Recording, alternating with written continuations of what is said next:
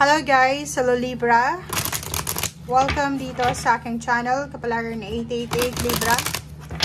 Alamin natin kung anong messages, vibration, gabay energy para sa inyong lahat. Ito ay general reading Libra. So I hope na makuha mo kung ano yung sinasabi ng baraha. Kunin natin lahat ng baraha na gustong lumabas sa'yo. Okay. Okay. Libra. Libra, Libra, Libra. Who? Wow. Libra. Mag-iingat ka ha. Kasi kung makikita mo dito, pwede kang ma-involve sa chismis. Mag-iingat ka, especially sa social media, Libra. Kung sino man itong kausap mo sa messenger, palagi mong kausap, mag-iingat ka sa kanya. Pwedeng isa siyang Cancer, isa siyang Scorpio, or kung ano man ang zodiac sign niya, Cancer, Gemini, parang ganun. Cancer, Gemini, Scorpio. Mag-iingat ka sa kanya kasi, halimbawa ikaw lang to, nasa gilid ka lang, nakikinig ka lang sa usapan nila, pwedeng personal or sa GC, sa group chat. Ingat ka kasi etong nag-uusap na ito, pwedeng apat sila, group of friends or family, madadamay ka dyan. Tapos ang ending, i-deny nila yung mga sinabi nila, ikaw yung pwedeng sangkala nila. So mag-iingat ka. 35-8. Nakikita natin dito na may posibleng pinaghahandaan ka. Okay, maghahanda ka siguro ng travel papuntang ibang bansa. Or posibleng naghihintay ka ng papeles. Or posibleng maraming pagkakataon, isang magical na pangyayari ito sa buhay mo. Like, unexpected, bigla kang makakapunta ng ibang bansa. Unexpected, bigla kang magta-travel ng free. Parang ganun, Libra. So, comment down below if resonated ka.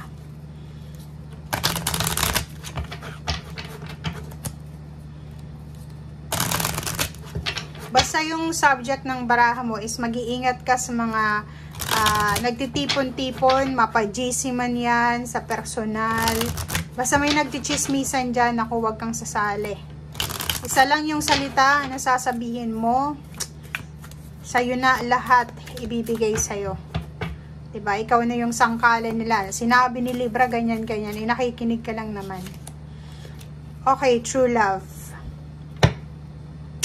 Nakikita natin dito may bagong relationship na pwedeng magsimula din. Pwede kung nasa ibang bansa ka or nasa Pilipinas, foreigner siya. Okay, so nakikita natin dito na new friends, new relationship. May mga pagbabago din sa katawan mo na pwedeng mangyari. So, if babae ka, may mga Libra ditong magme-menopause na. Or pwedeng maraming pagbabago sa physical body mo, Libra. Diba? So, medyo magiging emotional ka siguro. Medyo, kung menopausal ka na, marami kang mararamdaman sa katawan mo na pagbabago. Okay? So, nakikita din natin dito na stay humble kasi sobrang humble ka naman. Wala namang question sa pagiging humble mo. Pero ipagpatuloy mo lang yan ngayong buwan ng Mayo kasi kailangan ka ng mundo. Okay? So, sabi ko nga sa'yo kanina, may mga taong nagchichismisan tapos hindi ka naman kasali doon. Kakaupo ka lang, nakikinig lang, pero once na nagsalita ka, lahat yon ipi-blame na sa'yo. So, mag-iingat ka. Okay? Stay humble, stay down to earth.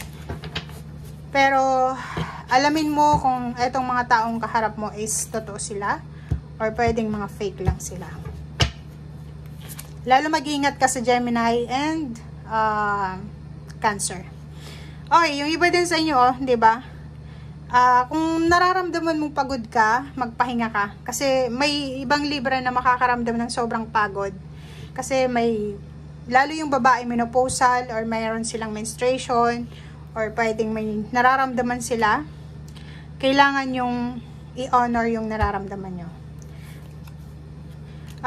Kung halimbawa na marami kang masakit sa katawan, nararamdaman ka, boring ka, parang sensitive yung pakiramdam mo, emosyon man, or physical body, wag nang magdalawang isip pa na tumigil sa ginagawa. If may ginagawa ka, negosyo, trabaho, or kung ano pa man, itigil mo muna and i-prioritize mo muna yung physical body mo. Okay? Nakikita ko sa'yo dito na makakaramdam ka ng sobrang excitement. Lalo na dito, if ever man na may bagong romantic relationship na papasok sa buhay mo, or posibleng may kasal, yun, may kasal na mangyayari, or may celebration na mangyayari June or July, or posibleng may darating na pera sa pamilya mo. So, nakikita ko sa'yo dito na yun yung dahilan kung bakit ka excited. May good news din tungkol sa pamilya, additional member ng family, may kamag-anak kang nakapasok sa isang company na sobrang mataas magpasahod, isang napaka-expensive school, scholarship, parang ganun. So, maraming victory, success, and recognition, rewards, awards na posibleng dahilan ng sobrang kilig mo or excitement, hindi lang love life. Lump sum of money. Nakikita natin dito, Libra, na isang malaking halagang pera din ang posibleng i-offer sa'yo is either inheritance or posibleng ano ba yan? Inheritance or pwedeng lump sum, or kung saan man to galing, comment down below kasi it's either inheritance to, it's either work ito, lump sum, back pay, or kano pa man. Kaso lang mag-iingat kayo if inheritance to, okay? Kasi posibleng pinag-aawayan to ng pamilya. So, if Libra, may kamag-anak ka na parang binabalitaan ka na may ibibenta silang inheritance or pag-aari ng ninuno nila or kung kanino man, ingat ka, huwag kang makikisali dyan sa bentahan na yan dahil ang ending yan is pwedeng gulo, away, gulo. And pag nasangkot ka dyan, yun nga sinasabi ko sa'yo kanina, huwag kang papayag na masangkot sa mga away, kung ano pa man yan, or kano pa man. So, huwag kang maging emosyonal, dahil posibleng makaka-apekto yan sa diskarte mo. Okay?